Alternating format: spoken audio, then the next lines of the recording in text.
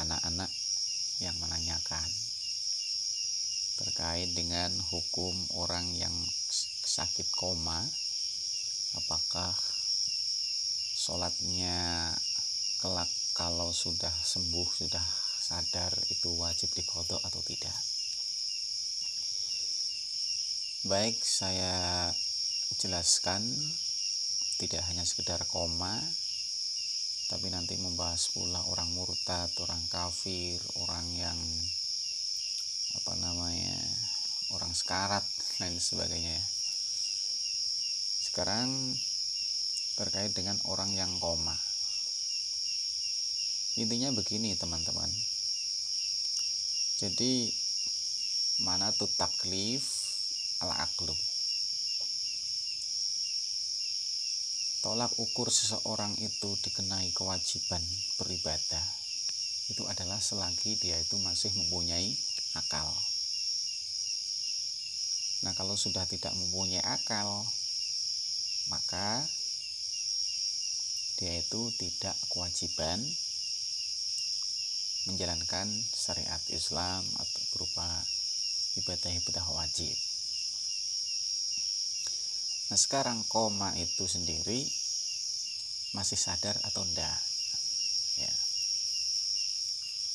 Yang namanya koma biasanya itu sudah enggak sadar.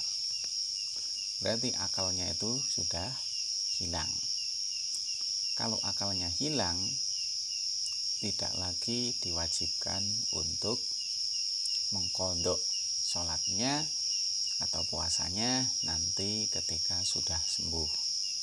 Ya.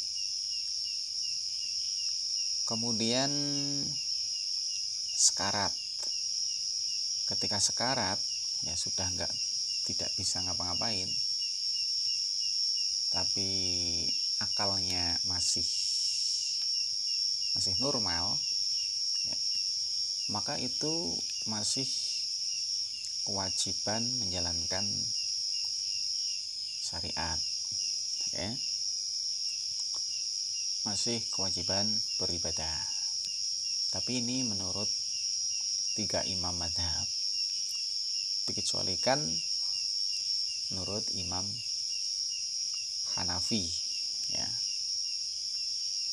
Jadi kalau menurut Imam Hanafi itu selagi kepalanya itu tidak bisa digoyangkan untuk isyarah, itu tidak kewajiban lagi, gitu ya. Itu urusan sekarat, ya. Tapi kalau kita Syafi'iyah, berarti kan ketika akal kita masih ada, akal orang yang menjelang sekarat itu masih ada, maka tetap kewajiban, tetap wajib menjalankan ibadah. Kemudian apalagi orang yang hilang akal karena mabok itu gimana? Begini sahabat, ketika disebabkan karena ada unsur dosa, misalkan dia itu hilang akal karena mabok-mabokan, minum-minuman keras, maka ketika hilang akal dan nanti ketika sudah ketika sudah sembuh, maka dia itu wajib mengqodho sholatnya. Karena hilangnya akal itu disebabkan karena unsur dosa. Berbeda kalau unsur mubah seperti tadi karena sakit.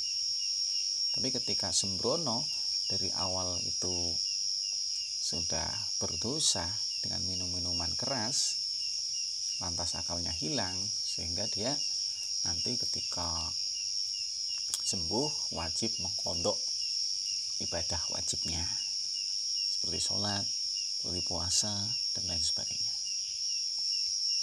Untuk kemudian orang murtad, ya, kalau orang murtad gimana?